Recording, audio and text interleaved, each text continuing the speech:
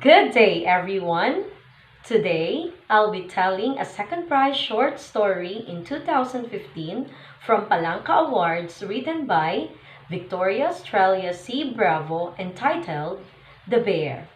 Have you already heard this story? Or do you want to know what happened on it? So what are you waiting for? Come on and enjoy the story. The bear. Meet the finest teddy bear in the world.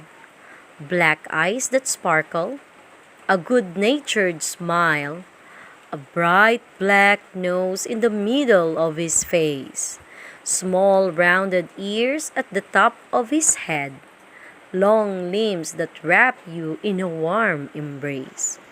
Wherever it matters, he's pillowy and soft. No need for a story, no need to count sheep. Just give him a minute and he'll hug you to sleep. He's an excellent play fellow. Game for any game at all. He'll say yes to a quick round of chess. Make a spaceship out of a box. Be your superhero sidekick and build castles out of blocks.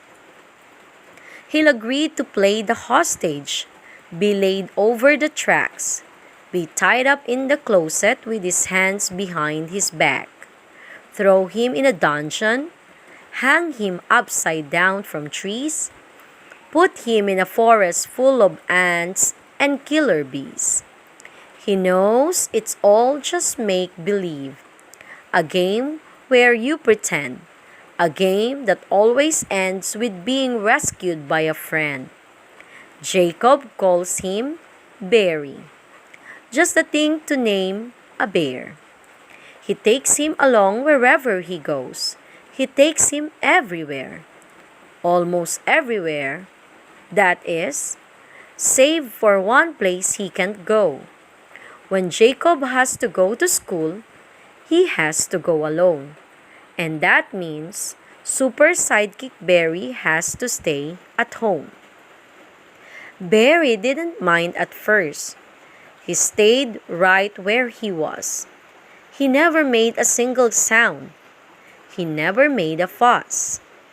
But one day, all that staying put and always sitting still made Barry very restless, as waiting often will. He'd waiting long enough and couldn't bear it anymore.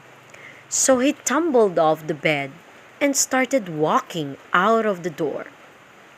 Come back here, Barry. He's all the other toys. It was utterly against the rules to even make a single noise. Barry's bad behavior made them very much afraid.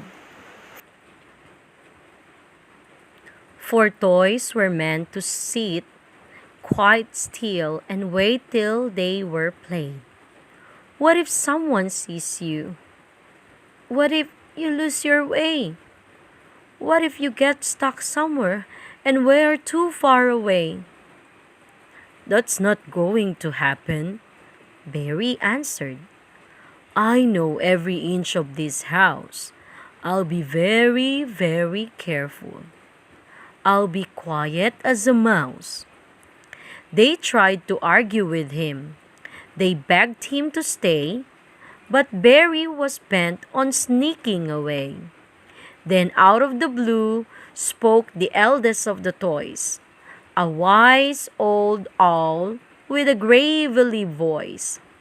He held out his wing and stifled the cup and said, What if that falls off? Barry clamped a paw to the end of his nose. It wobbled a bit, it wiggled up and down, moved from side to side, and around and around. His bright black nose was coming loose. Hardly a surprise for a bear in overuse. Barry and Jacob had spent the last week climbing up trees and jumping to the ground, creeping like ninjas, making barely any sound. jumping a bicycle off a homemade ramp, turning the garage into a military camp, skating up and down the street, scooting past on wing feet, dashing quickly here and there, scrapes and scratches everywhere. But Barry was a stubborn bear, as you may know, be quite aware. He stuck his nose up in the air and said quite loudly, "I don't care." And then he sauntered gallantly off, at which the owl gave another cough. But Barry wasn't listening. Straight down the hall, he stomped along, turned the corner, and then was gone. He tiptoed softly down the stairs, wound the path around the tables and chairs, silently, stealthily, making no sound, bent on never being found. And when at last he reached the den, he felt his courage rise again, and Barry shot across the floor, past the sofa, out of the door, squeezing through a narrow gap, edging round the welcome mat, right under the noses of the dog and the cat. Barry was in the garden, out in the sunlight and under the trees, free to frolic with the birds and the bees. Up one tree and down the other, swinging like a monkey from branch to branch, leaping over flower bushes, rolling in the grass, paying barely any mind to the time speeding past. And so he was suddenly caught unawares, trapped in a dreadful state of affairs, when he found himself about to meet the bright yellow school bus coming down the street. "Oh no, he's home!" cried the naughty bear, losing his grip and falling to the grass. He brushed off the leaves and straightened out his ears, and ran back to the house as quick as a flash. Right under the noses of the dog and the cat, he quietly edged around the welcome mat, and squeezing through the gap in the door, shot past the sofa and across the floor, making it safely through the den. He felt his confidence rise again, stealthily, silently, making no sound, perfectly sure that he'd never be found. He zigzagged around the tables and chairs and tiptoed hurriedly up the stairs. "I'm back!" cried Barry, coming through the door. "You all need not worry about me anymore." The toys all breathed a sigh of relief, a breath very long and incredibly deep. But examining Barry from his head to his toes, they all gasped together. "What happened to your nose?" And poor Barry froze, quickly clapping a paw to his face to check that his nose was firmly in place. His courage began at once to fall, because it wasn't there at all. Oh no! What to do? What to do?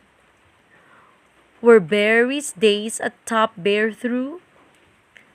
Instantly, every able toy aroused in search of a substitute for Barry's nose. A shiny black marble, a rubber ball, a lamp of clay, a Lego brick.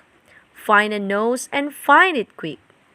A pencil topper, a pickup stick, a bottle cap, a laundry clip, a board game token, a domino, a Scrabble tile, a plastic chip. And suddenly, they heard a noise, scaring the wits out of all the toys, catching them almost unawares. Footsteps running up the stairs. So they all scrambled back to their places in the room, leaving poor Barry to his doom. Barry sprang back to his place on the bed, frightened and rueful, filled with dread. Jacob came banging through the door and tossing his bag down on the floor. He said, "Let's go, Barry. Wanna play a game?" Then Jacob stepped closer and suddenly froze, seeing that Barry was missing his nose. He stood and stared some more, never having seen a noseless bear before. And then he slowly shook his head and snatched the bear right off the bed and promptly ran right out the door. "Where's taking him?" whispered the toys, doing their best not to make any noise. "Are they going down to play? Is he letting Barry stay? Does he mind that Barry's lost his nose? Is he throwing him away?" The toys swapped questions back and forth, trading queries and retorts, thrashing out theories blue and black, when they heard Jacob coming back. And then the door flew open wide, swinging on its hinges from side to side. Jacob appeared, and Barry too, with one small change. His nose was new, a bright black shirt button with 4 holes in place, sewn securely to the center of his face. He didn't look quite the same bear anymore, but ever more charming than before. And one good thing was proved that day. Lucky old Barry was here to stay. And when at last it was time for bed, one happy thought filled Barry's head. The best loved toys are toys for keeps. And he hugged dear Jacob straight to sleep. The end. Do you like the story? Or do you want to have a friend like Jacob? Well, I like the story. And I also want to have a friend like Jacob. That's all for today. See you next time. Remember, keep on reading and grow in learning. Goodbye.